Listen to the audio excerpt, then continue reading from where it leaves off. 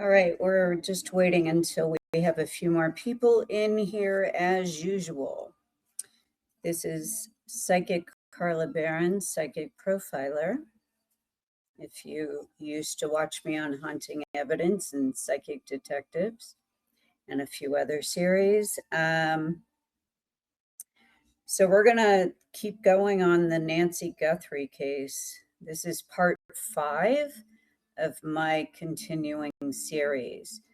The reason I chose this case, sometimes I choose it because it's high profile, but there was another reason. I mean, I actually have a client by the same exact name here in Southern California, Nancy Guthrie. So it drew my attention to the case right away. So, the universe will use different methods of drawing your attention to something, and that was mine. Yes, I care about all people that are kidnapped or murdered or, in these situations, but I can't do every single case in the universe. It's very time consuming. It's, then I get a lot of questions afterwards, and I can only pretty much do one official case at a time.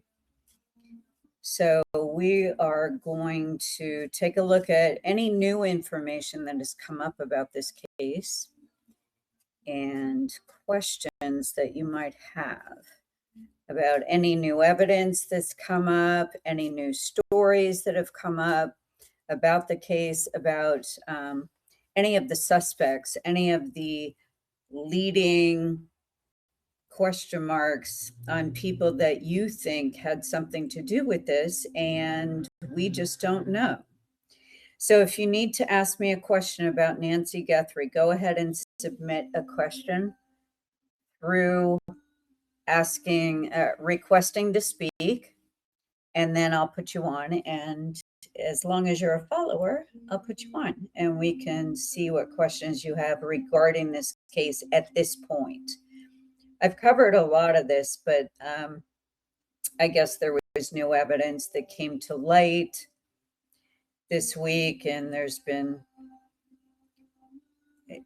just in-depth analysis on the blood and the crime scene and the spatter and and any other DNA evidence that's come forward.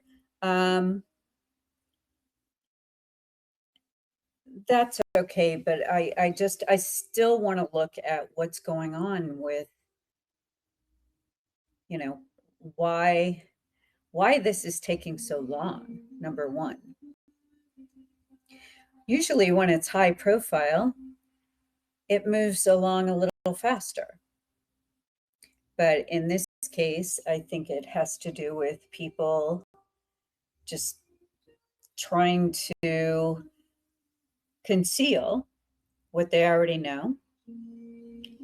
A family that has one family member in the entertainment industry, and she is on the Today Show. And, I think there are certain legal entities that have caused Savannah to back up and just, not be as vocal as she was, because, this could, quote, harm the investigation, and it could harm her career, her continuing career. And I think a legal team actually sat down with her, basically her. I don't think they really sat down with the family as much as they sat down with her, and they said, look, we'll do what you want, but these are your options in the entertainment industry, as a journalist on television, as someone that's a co-host of a series that is, pretty much watched by millions. She is being advised by the network, and their legal team has, I see her. I see that she was brought in, and they laid it out for her. They just said, we feel for you beyond, but in our position, this is what we have, and these are the choices left to us, and these are the choices left to you. And I think that meeting happened not too long ago. And I think, legal entities are stepping in now with non-disclosures and other agreements. And I think part of her being very vocal and recording her own grief about this has come to a grinding halt. I think they're telling her, hey, let the authorities do their job, but this is harming you and your image and the optics on this. And it wasn't so much about finding her mother in whatever way they can. It was more about, let's control the optics and the narrative on this, and let's make sure that the network isn't going to suffer irreparably for, one of their co-hosts, their morning co-hosts on the Today Show, for that individual in their grief, coming out with their own videos, recording their own videos with their family. It's just, they're seeing that as dangerous, as something they can't control. So I believe that meeting happened sometime, I would have to say a serious, I think they met with her in the very beginning, but I think a serious powwow happened in the past 10 days. I would have to say in the past 10 days. And I think the network sat down with her and said, look, we'll do what you want, but we can't broadcast everything you want. We have to be careful. We have guidelines. We have investors. We have shareholders. We have a business to run here. Television is a business, is an industry. So, we have to be careful how much we align with one co-host on the search for her mother if it's causing disruption to their viewers. And I think they actually took a look at the numbers at the Nielsen's, and I think they looked at, a drop in viewership, and then they saw her come back on, and then they saw this huge influx of new audience members, and they were happy about that. But they're trying to control that influx now. They're trying to control it because the investors are getting a little nervous. So if you have a question, and I know some of you do, you've been following this and you had residual questions from last time, go ahead and submit a request to speak. I'll put you on, and we'll take a look at any new evidence that's come forward. I'll take a look psychically and see what I see about it. I am purposely not watching the news on this case as tightly as I would have normally. I'm doing it on purpose to get a fresh take on what's happening. I had heard there was new evidence about something about hair or something, hair follicles or something. So maybe DNA evidence that was found at the house. I'm also reading some other comments from YouTube where people are talking about Tommaso and Annie and what's going on there and with the property that they own. And maybe Tommaso's alliance with the sheriff, with Nanos at that. Look, I'm going to say I don't know right now because I don't have any preconceived notions on any of that until I take a look with the question. All right. So while I'm waiting for you guys to submit a request for questions, I'm just going to take a look here and see what my spirit guides have to say about this whole thing, about the timing on where we're going to see some actual movement in this case, and not just people going on a panel discussing this, that, and the other thing. I mean, it's I worked at Court TV, so I know how this goes. I was on many panels coming in, talking about whatever case of the week it was. And I saw how, whatever grabs the news, that's who they have on. They would fly me out for the weekend for one panel that I would do like on a Friday night. And that's how it works. It's television. It's commentary. And so I was out there quite a bit in New York, on various panels on various shows. Vinnie Politan, Catherine Cryer, Nancy Grace. And the thing is that I find some of it is disingenuous, yes, which is why I almost felt a sense of relief departing from the television platform, because I just, I felt a sense of relief that I didn't have to, construct my narrative in such a way to please them. Instead, I could look at it for what it was. And that's why I very much like the podcast platform, the audio one, much better, because that way I'm honestly seeing what I see. And if it's wrong, it's wrong. I own it. But if I see it in a certain way, there's some truth to that. And I've been right way more many times than I've been wrong. So what I want to outline here for you guys is that, yes, I am grateful to Court TV. I am grateful to True TV for being courageous enough to back psychics at that point with something very new. It was very new. It was psychic detectives. That's how we started. I did the pilot to that. It was a whole new genre. They didn't even know how to pair psychic and crime yet, but they saw the value. They saw how that could go forever. So I was part of that movement, part of that very first foray into psychic crime. And so I helped create history with that. But it's like any industry, it can become tainted by fame and Nielsen's, and people feeling like, oh, well, I can do what they do.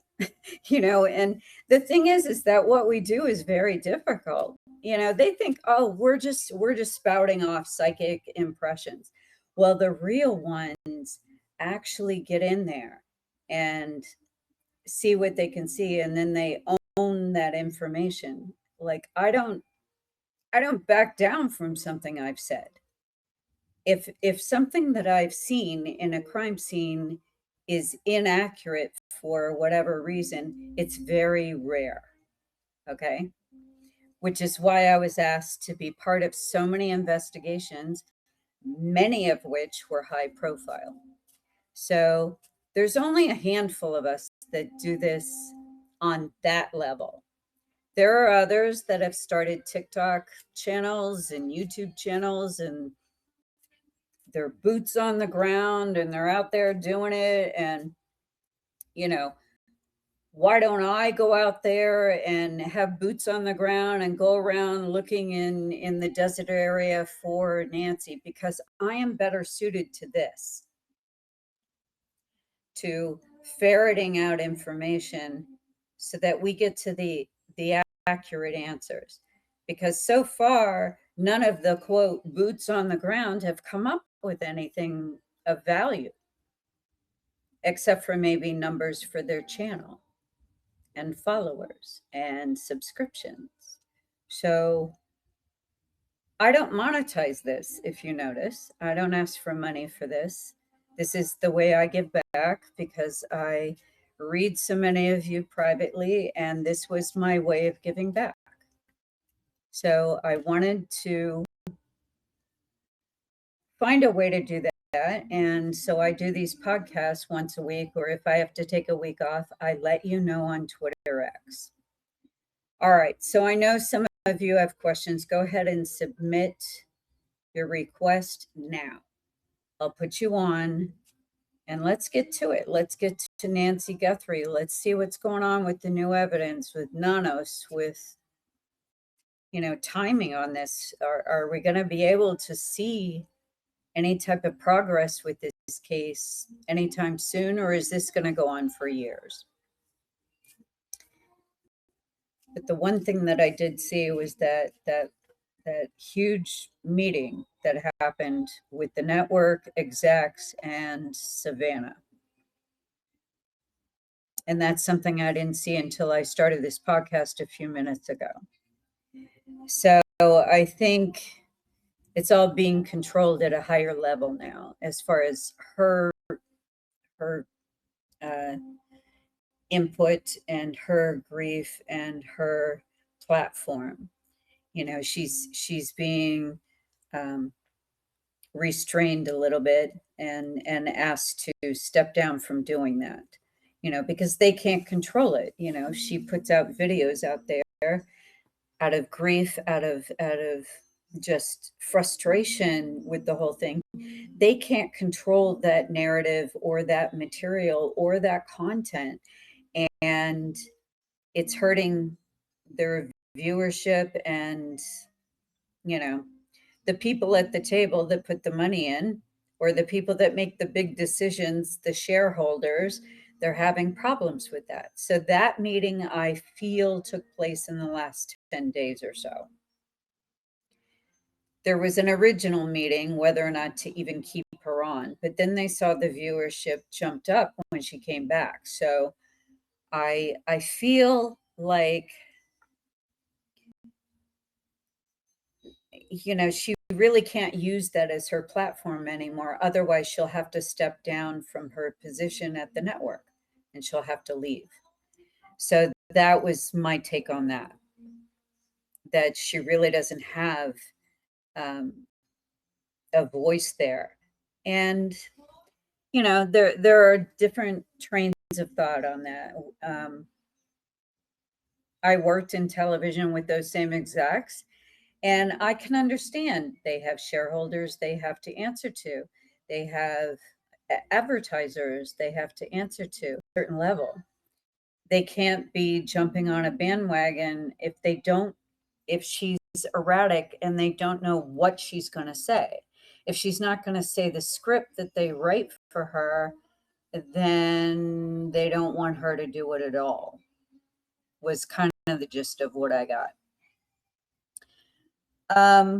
Somebody tell me about the new evidence, because I know there was new evidence, but I don't quite know what it was. So whoever knows what that is, Bianca, if you want to get on here, send me a request. Tell me what that is.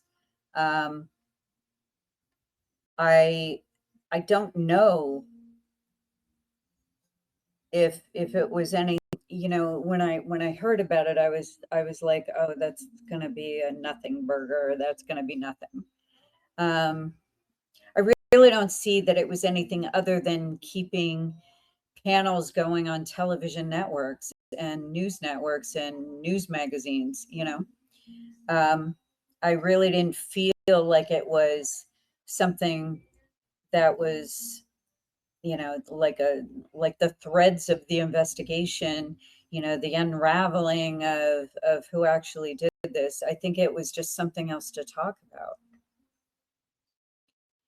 I didn't get importance with it, but maybe I'm wrong. I don't know. All right, so this is your chance to talk. You guys wanted this part 5. Send me a request to speak. I'm going to try to add you by myself, Bianca, if that's okay, because I need to keep this going. Let me see if I can add you on. I'm inviting you to speak. And I need your questions on this because I know you were anxious to get on here. All right, so I added you on, Bianca. Are you there? Bianca? Is your mic on?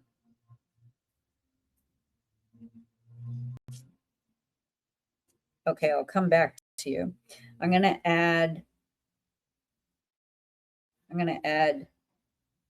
Shelly really quick here. Shelly, I need to know if you've got anything that you want to contribute on this thing.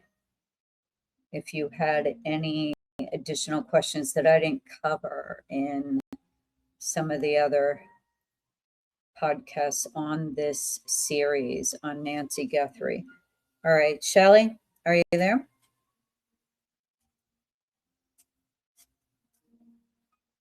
Is this working? Can you guys hear me okay? Michelle, can you hear me?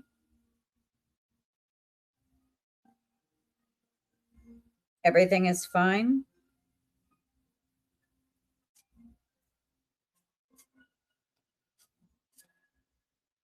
Okay, I'm just going to keep going then. Let me look. I think it's on a delay because I asked you that question, Michelle, like 30 seconds ago. Okay. Anyway, Shelly, you're on, and Bianca, you're on if you want to pipe in here and ask your question. Otherwise, I'll keep going with my own. But I need some information now with your questions, like on whatever this new evidence was that came forward on Nancy Guthrie. Can somebody enlighten me as to exactly what it was and why this is a thing? Why is this such a big thing now? Like, why are we hearing about it now?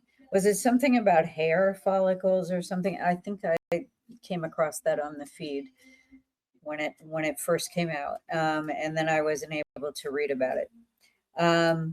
Just let me know what you know about it. But let me just look here. Okay. I'm looking to see if this new evidence that came to light, whatever it is something that will actually pry open this case and actually get it to some sort of solution, or it culminates in a finding, or we can actually find or discover Nancy's whereabouts at this point, or what happened to her, or any information that will close this case. All right, so let me look to see if the new information that came to light, the new evidence, if this is something worthy of this case opening up. All right, I'm looking. Again, I use regular playing cards, as you know, like I use every day. Okay.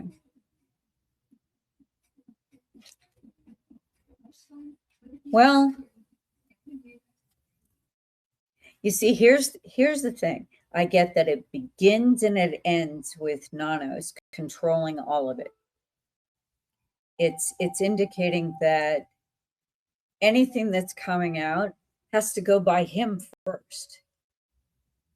So I don't know if that's correct or not, but that's what this is saying. Like he's in control of anything that's filtering down to media or any other agency, that it has to go through his desk first and his say so whether or not it's even released. So, well, that's disconcerting because it's very, very kind of a closed circuit, if you will. So let me see if that will actually stall the investigation forever.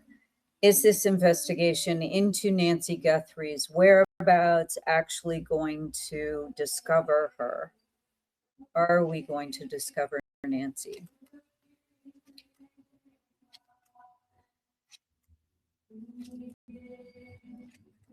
Okay, there's a wild card here. So it looks like somebody that Nanos doesn't expect to come forward will, in order to make a deal for himself.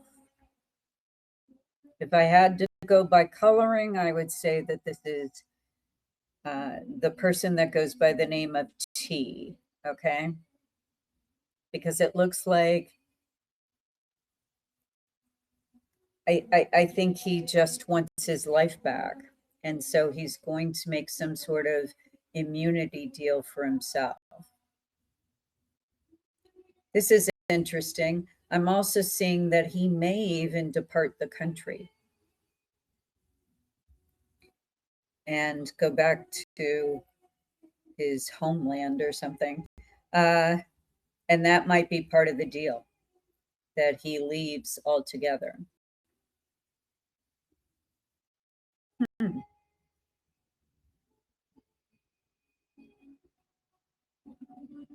Because I see a phone call here. I see it happening within the period of 1 month.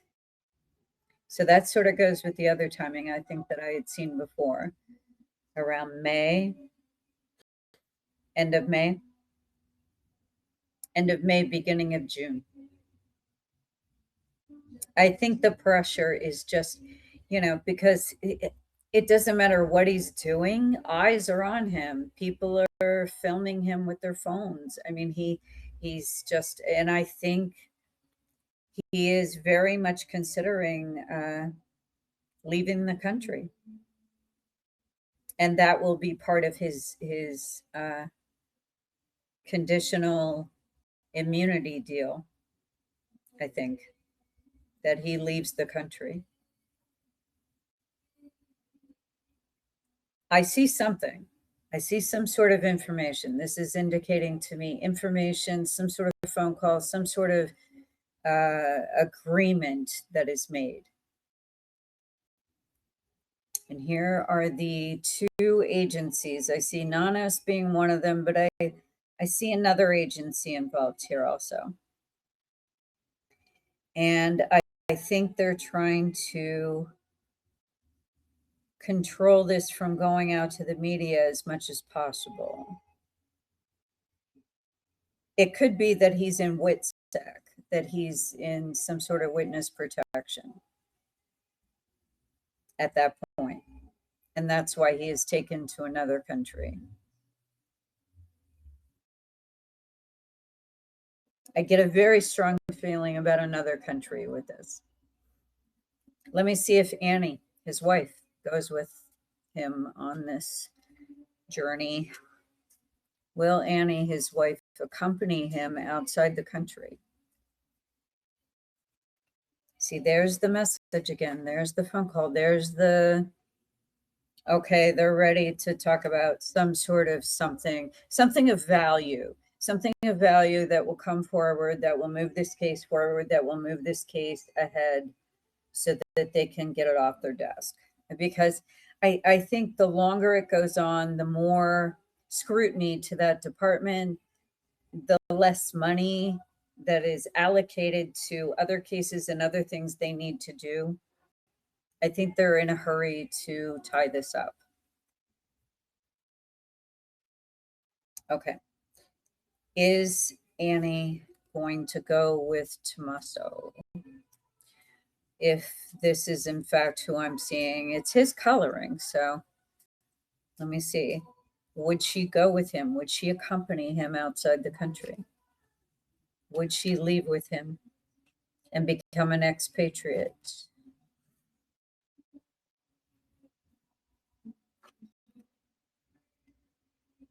Okay, there's the two of them, and I get yes. Because she's an accessory after the fact, I'm pretty sure. And she has no life if she stays either. I think they're already preparing to leave the country. But I think they're doing this under some sort of witness protection. in exchange for valuable information.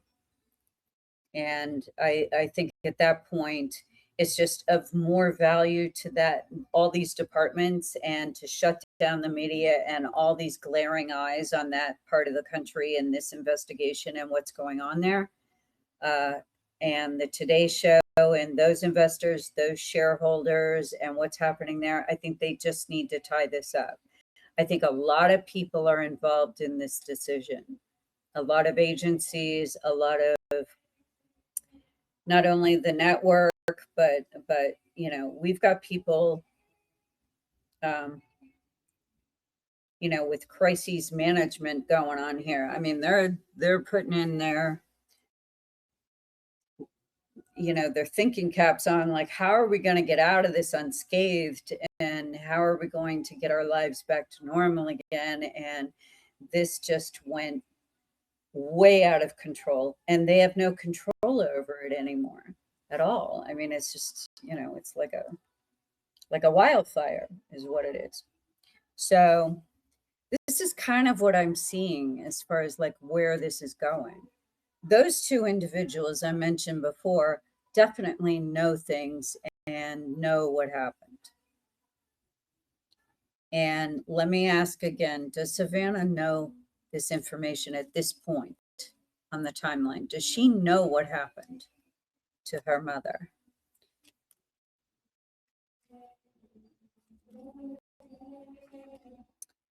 No, but her husband does. That's interesting. Her husband does. She doesn't. She's being kept in the dark on purpose because they don't know what she'll say, what she'll do, how she'll tip the scales. So they're sort of keeping this away from her. Very interesting. All right. What haven't I covered yet? Whoever I invited to speak, you can speak now, either Bianca or Shelley. If anybody else wants to speak, go ahead and submit a request. I will put you on. But if I haven't covered your question as far as, you know, because you guys comment me, you go on YouTube and then you type out millions of questions, and it's like, hey, get on here and ask them, because this is how I work. You know, I need the question, and then I go in and see what the answer is as far as what they're showing me. You know, I don't take a list of questions and read them off. It doesn't work like that with me. Maybe with some other people it does, you know, tarot readers or whatever, but I'm not that person. I actually work on these case files. So in real life, when I work, this is how I work. I need someone to anchor me in the reading, which is why I do these lives, and I have you guys here with all your energy. And then I take a look. I take a look at what is happening with the information, you know, the questions you give me, and I take a look and I see what they're showing me, right or wrong. That's what I see. All right, let me look at one more thing on timing. And then if nobody has any questions, I'm just going to end this tonight quickly. You know, we did part 5 like we asked, but you know, if you do come at me on YouTube or on this platform, know that I gave you the chance to ask your question live and you did not take it. Okay. So please try not to do that to me, because I get like 100 questions after the fact, and I can't just, you know, write them down or screenshot them and then ask them on the live. It doesn't work that way. I need you to ask the question live. So if it's important to you and you want to hear the info, and are we looking at a month from now before we see movement towards a resolution in the Nancy Guthrie case? Is it a month?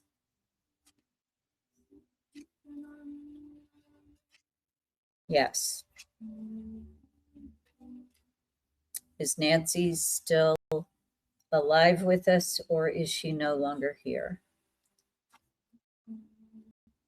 It's been a while.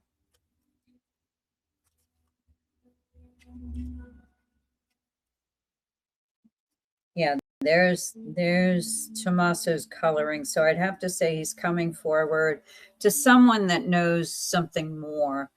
And the individual that I saw helping him out is actually in hiding right now.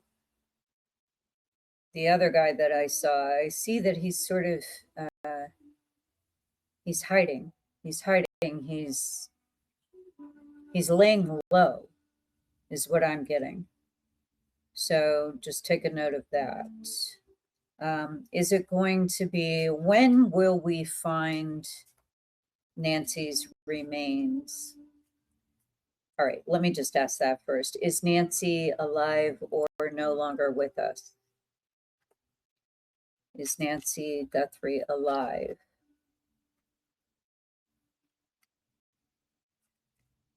Oh, he's going to say it was an accident. That's how that story is coming out. It was an accident. And then they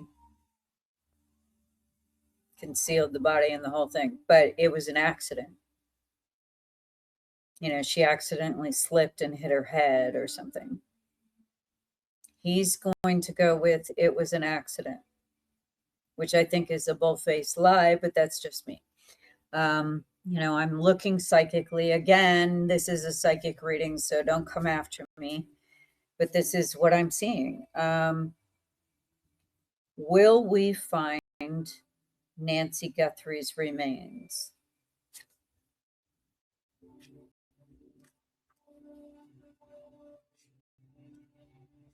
Oh, he's also getting death threats. That's why he's coming forward. I would say 3 to 4 weeks from now. By the end of May, we're looking at something. He's got people issuing death threats. A lot of people, you know, a lot of vigilantes out there in that area are making his life very uncomfortable. Okay. So that's what I'm picking up. Last call for any questions. Remember, don't shower me with zillions of questions on YouTube when I gave you the chance to ask it live. So don't yell at me if I didn't answer it or I didn't write it down, because that's not how this works. That's how my ability works. Okay. And you know, this is just corruption, guys. Corruption at a very high level, just like we've been seeing all across this country and all across the world. I mean, it's just how to control the narrative, how to control information, how to control controlling information is a big part of a currency right now, you know, and what makes the world go round, you know. But it's yes, it's good now that the public gets involved as much as they have, and they're much more engaged than they used to be as far as these cases go, and that certainly sheds light on it to move faster. But it can also be a hindrance when it becomes fodder for clicks and income and subscriptions and all that kind of thing. So just like with anything, it can be tainted. It can be misused and abused. Why did this happen? This happened because of a personal family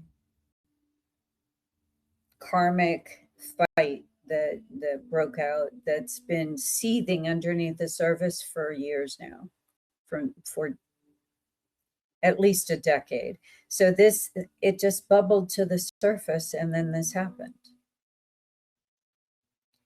It was about feeling discarded, feeling unseen, feeling not part of the family, feeling like this person was never going to be accepted into the family or being recognized as anyone part of that unit. Always looked down upon, always judged as an outsider, as an outlander, you know. So that's kind of where I'm at with this on episode 5 of the Nancy Guthrie case. Again, last call before I wrap it up, but I appreciate you guys who did come in here.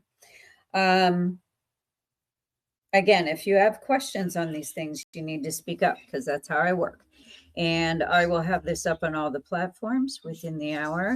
And I appreciate you coming on a Thursday because I had to do it this week that way in order to get my personal stuff together here. I've got some other things going on. So I appreciate all of you and how much love you show me and how much care and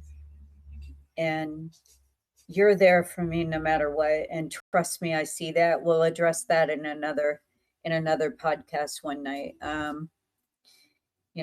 Some of the drama that was unfolding this past week. And I want to extend my personal apologies for any of that. It should never have been aired in public like that, but it got out of hand. And I was part of that. And I love you guys for sticking by me and being my protectors out there. All right. I will talk to you guys on the next one. I'll let you know. So keep an eye on my feed. I will announce in the mornings, usually before noon, what I'm doing with the podcast. So always look for it. If you have comments on what happened tonight, go ahead and post them either here or on YouTube on the channel over there, because that ends up being, the only two places where I allow comments on these. And I read them. I read every single one. So just know that I read all your stuff and I look at it and I look at how you guys are thinking through this case and how you're thinking through the detail. And I'm very impressed with some of you, how you dissect the information and how you keep on it and how you have a discerning eye with the whole thing. I'm very proud of some of you because I read it and I'm like, God, that's so smart. They're thinking. They're not just taking information from whatever news network or magazine. They're actually thinking for themselves. So just know that I see that. I will talk to you guys next time. And thanks again for being part of this. And I'll let you know when we're going to do another in the Nancy Guthrie case for part 6, because we will. I will see this through until the end. Okay. And hopefully you guys are with me. I wish you a good night. Bye-bye.